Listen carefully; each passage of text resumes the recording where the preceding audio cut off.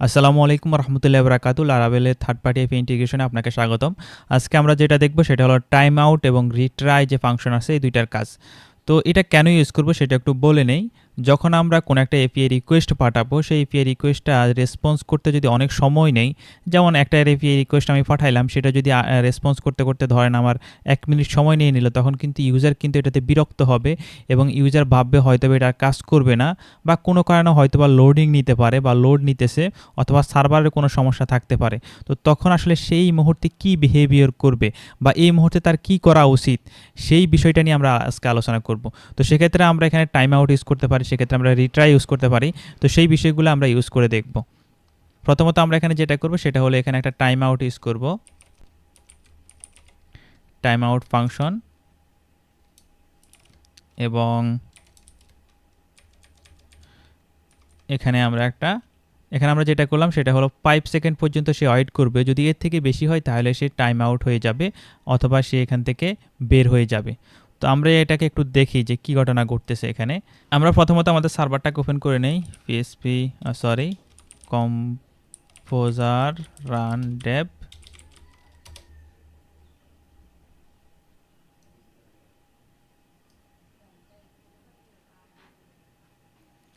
এবং আমরা এটাকে ওপেন করে নেই।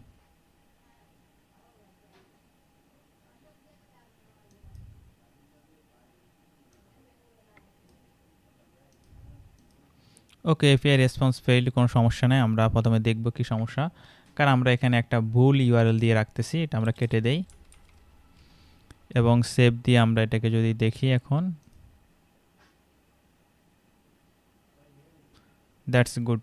আমাদের 5 সেকেন্ডের ভিতরে সে কিন্তু রিলোড নিয়ে নিতেছে। তো আমরা সময়টা আরেকটু কমিয়ে দিব, আমরা এখানে 2 সেকেন্ড করে দিব। এখন দেখি আমাদের এটা রিলোড নেই কিনা। দ্যাটস গুড, এটা অনেক ফাস্ট এপিআই। তো আমরা যদি এটাকে আরও কমিয়ে দেই, আমরা এখানে 1 সেকেন্ড দিলাম,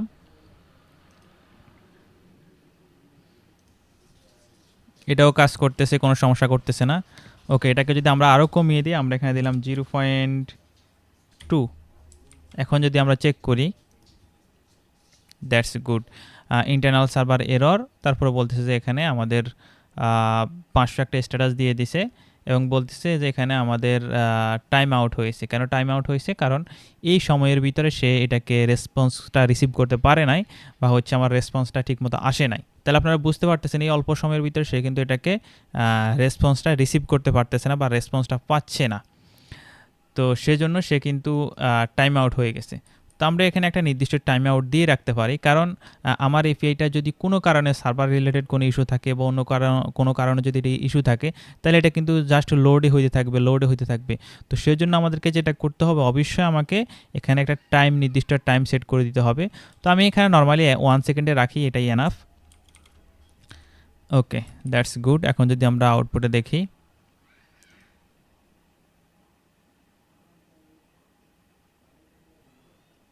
ওকে গুড। আশা করি আপনারা টাইম আউটের বিষয়টা ক্লিয়ার হয়ে গেছেন। এখন আমরা যেটা ইউজ করব সেটা হলো রিট্রাই। তো এখানে আমরা রিট্রাই লিখে ফেলি, রিট্রাই মেথড দিয়ে আমরা যেটা করব সেটা হচ্ছে, যদি কোনো কারণে আমাদের রেসপন্স প্রথমবার ফেইল্ড হয়, তাহলে পরবর্তীতে সে আরেকবার রেসপন্স পাঠাবে, এবং তারপরে যদি ফেইল্ড হয় আরেকবার রেসপন্স পাঠাবে। এভাবে হচ্ছে আমরা এটাকে কন্ট্রোল করতে পারি। তো আমরা এখানে রিট্রাইয়ের এখানে 2টা প্যারামিটার নেবে। সেক্ষেত্রে প্রথম প্যারামিটারটা হবে আমাদের সে কতবার রিট্রাই করবে, এবং পরবর্তী প্যারামিটারটা হবে সে কত সেকেন্ড পর অথবা মিলি সেকেন্ড পর সে রিট্রাই করবে, সেই বিষয়টা।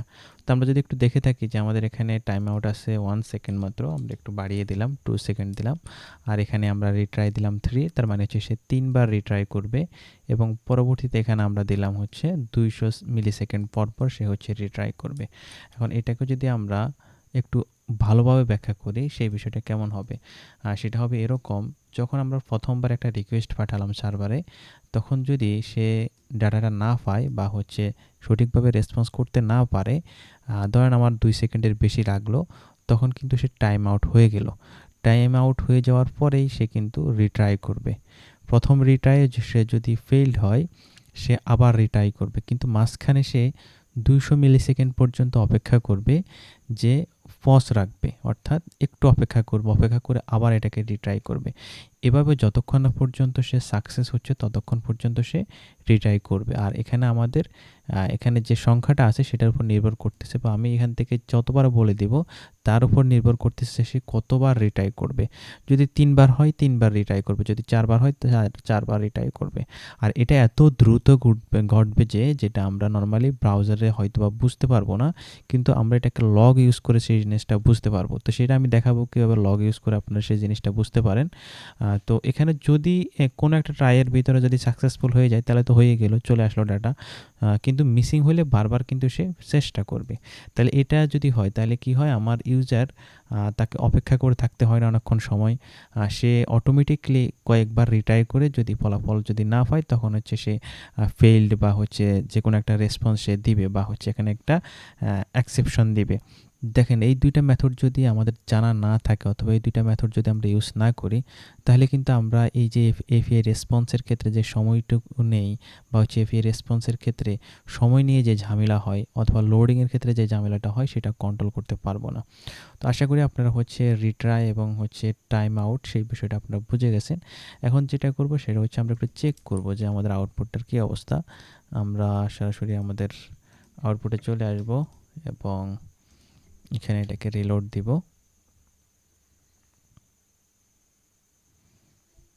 তো দেখেন আমাদের এটা কিন্তু সাকসেসফুলি চলে আসছে ডাটাগুলা।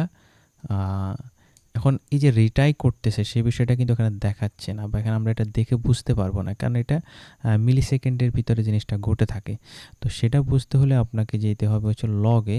তো এখানে আমাদেরকে একটা লগ সেট করতে হবে। তো আমরা এখন এখানে একটা লগ সেট করব যাতে করে আমরা এই জিনিসটা বুঝতে পারি। তো আমরা এখানে যেটা করব সেটা হলো আমরা এখানে লগ ইউজ করব। তো লগ ইউজ করতে হলে আমাদেরকে যেটা করতে হবে সেটা হলো আমরা এখানে কমা দিয়ে একটা ফাংশন নিয়ে নেব, অ্যানোমাস ফাংশন, এবং এখানে আমাদের দুইটা প্যারামিটার দিতে হবে। একটা হচ্ছে এক্সেপশন এবং আরেকটা আমরা নিব হচ্ছে রিকোয়েস্ট, রিকোয়েস্ট, এবং এখানে আমরা এটাকে সেকেন্ড ব্র্যাকেট ইউজ করব। আর এই অংশটা আমরা চাইলে নিচেও রাখতে পারি অথবা চাইলে এখানেও রাখতে পারি, এই জায়গায় রাখতে পারি, এটা কোনো সমস্যা না। তো এখানে আমরা যেটা করব সেটা হচ্ছে লগ ইউজ করব। লগের জন্য আমাদেরকে এলওজি লগ এটা ইউজ করতে হবে, এবং এখানে আমরা ওয়ার্নিং নিব, ওয়ার্নিং। তো ওয়ার্নিংয়ের ভিতরে আমরা যেটা করব সেটা হচ্ছে এখানে একটা মেসেজ দিব, এপিআই ফেইল্ড। সেটা একটু ছোট হাতের লিখি, FAILD failed, RTRY and retrying, ধরুন কোন একটা রিজন আছে, REAS1 রিজন, এবং শেষে আমরা ডট দিয়ে যুক্ত করে দিব আমাদের এখানে যে এক্সেপশন আছে সেখান থেকে আমরা মেসেজ গেট করব, গেট মেসেজ,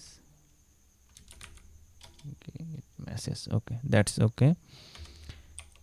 এবং এই বিষয়টাকে আমরা যেটা করতে হবে রিটার্ন করে দিতে হবে। ওকে, এটাকে যদি আমরা রিটার্ন করে দেই, রিটার্ন, এবং রিটার্ন করে এখানে আমরা যেটা করব এক্সেপশন দিয়ে এখানে আমরা ইনস্ট্যান্স অফ ইনস্ট্যান্স অফ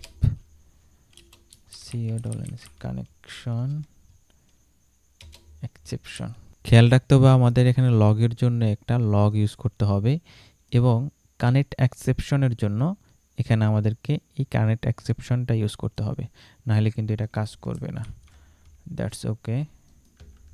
ওকে, এখন আমরা লগ চেক করব। তো লগ চেক করার জন্য আমাদেরকে যেখানে যাইতে হবে সেটা হচ্ছে স্টোরেজ ফোল্ডার। এই যে স্টোরেজ ফোল্ডারের ভিতরে লগ নামে একটা ফোল্ডার আছে, সেই ফোল্ডারের ভিতরে লারাভেল লগ নামে এখানে এই বিষয়টা আছে। তো আমরা এখান থেকে প্রথমে এটা ক্লিয়ার করে দিব, এবং ক্লিয়ার করে দেওয়ার পরে আমরা এখানে যেটা করব সেটা হলো এখানে আমরা এটাকে রিলোড দিব, দেখি কোনো লগ জেনারেট হয় কিনা। তো এই সময়ের ভিতরে সে কিন্তু সাকসেসফুল হয়ে গেছে। তো আমরা যদি সময়টা আরেকটু কমিয়ে দেই, আমরা যদি এখানে 1 সেকেন্ড দেই, তখন কি ঘটনা ঘটে একটু দেখি আমরা। এখনও সাকসেসফুল হয়ে গেছে, আশা করি কোনো লগ আসবে না। এখানে একটা আমাদের এমনি নর্মালি একটা লগ আসছে, সেটা অন্য কোনো কারণে আসছে, এটার জন্য আসে নাই। তো আমরা এখানে যেটা করতে পারি, ধরেন আমরা যদি এখানে কমিয়ে আরও 0.5 দিয়ে থাকি, তাহলে কি ঘটনাটা ঘটে একটু দেখি। তো আমাদের এপিআই অনেক ফাস্টেও কিন্তু খুব দ্রুত কাজ করতেছে। তো এখানেও সেম ঘটনা, আমরা এটাকে আরও কমিয়ে দিলাম, মাত্র 200 মিলিসেকেন্ড দিলাম, এখন কিন্তু সে রং করতেছে। তো সে কিন্তু প্রথমবারেই আমাদের এখানে ফেলডি দিয়ে দিয়েছে। তো আশা করি এটার ভিতরে কয়েকবার রিট্রাই হয়ে গেছে, আমরা একটু খেয়াল করি যে আমাদের এখানে রিট্রাইগুলো আসে কিনা। তো অলরেডি কিন্তু একটা রিট্রাই আমরা পাচ্ছি এখানে, এই যে টাইম আউট হয়েছে 200 মিলিসেকেন্ড। তো আমরা এটাকে একটু কেটে দেই, এখানে আমরা এটাকে কেটে দিলাম, কেটে দিয়ে আমরা এখানে আবার রিট্রাই করি এটাকে। ওকে ওকে, এখন যদি আমরা একটু আসি যে কী অবস্থা এটা দেখি, এই যে এপিআই ফেইল্ড, রিট্রাইং রিসোর্স এরর, এবং এটাকে যদি আমরা আবার দেই,